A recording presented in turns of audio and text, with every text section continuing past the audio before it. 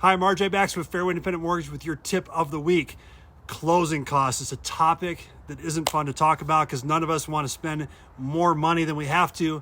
So what are closing costs and how much can you expect to spend on closing costs? So the first thing to know is that when buying a home, there's more to invest in the home than just the down payment. There's also closing costs. So the down payment is just the one portion of it, and that's not what I'm talking about. Closing costs are the different fees and charges that the different entities charge to handle the real estate transaction, to close on the house for you.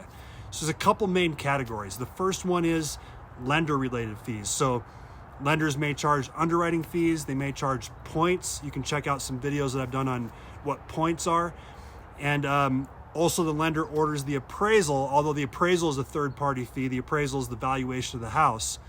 There's also third-party fees. Now, depending on your state, this could encompass a lot of different things. One of the things is title company fees. So the fees that the entity that actually closes your transaction charges to handle that, to collect the money, to disperse the money. So that entity handles the actual closing, and also to ensure that your title is clear of any liens or any other goofiness going on, so that you have a clean title when you buy the house. That's another thing the title company does. Now, depending on your state, there might be attorney fees, there might be other ancillary parties involved. For example, a survey might be required. So things of that nature might be involved.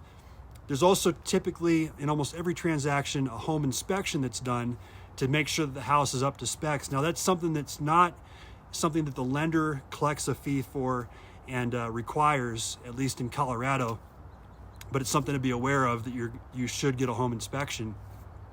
Another thing is state, county, and city recording fees, and also transfer taxes that might happen in certain areas. So that's something to consider. And then the last category is your escrow account. This is the collection of taxes and homeowners insurance to establish an account so that the lender can pay those items on your behalf. So those are just a couple things about what the closing costs entail.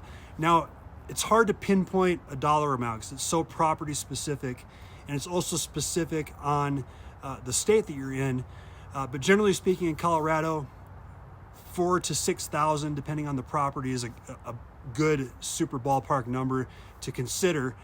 And if you want to go a little bit deeper on this and really take a look at those numbers, call me, because we can look at your particular situation and figure out what the closing costs are going to look like. So once again, my name is RJ Baxter, Fairway Independent Mortgage. Appreciate you watching. Have a great rest of your day.